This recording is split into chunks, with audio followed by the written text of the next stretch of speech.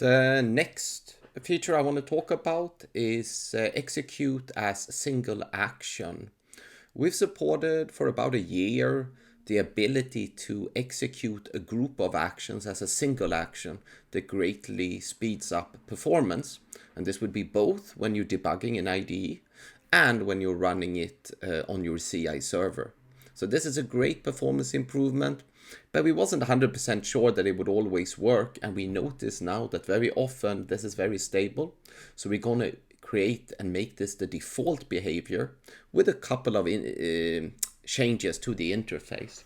So I'm just going to demo this by recording on top of the lab.boozang.com/formfill. And I'm just going to just simply demo a very simple form fill where I'm recording it and also using the default data binding functionality that automatically binds it into the parameter variable. Okay, so here we have a simple form fill action, right?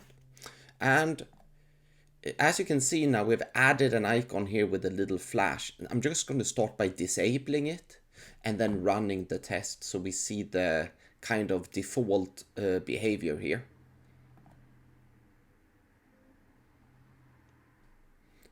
Pretty fast, but not like super fast, right? This is typically what we do is we basically execute these actions one by one. So if I would double click here, it's kind of this speed. Of course, I can't click as fast, but you see how that works. So now we're gonna go ahead and enable this. So what I'm doing now is I'm clicking on the flash, and now you can look at how fast this form is filled instead. So you see that now actually all of the fields are sent to the application and then executed on the application. So for really big forms, this is a huge improvement.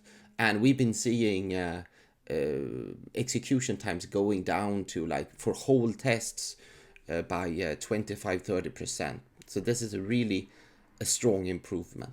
You might have cases where you don't want to have this behavior. So what I'm going to do here, I'm just going to pick one action and I'm just going to disable it for this one. So under basic info next to switch flag, we're just going to click non-rapid action. And this is if you notice a specific problem in a form or something, and we're going to see how this executes.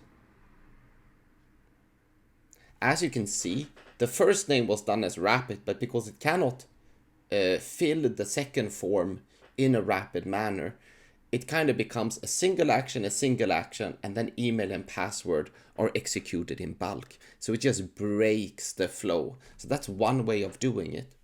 And then, of course, you can also take, if I disable this is no non-rapid action.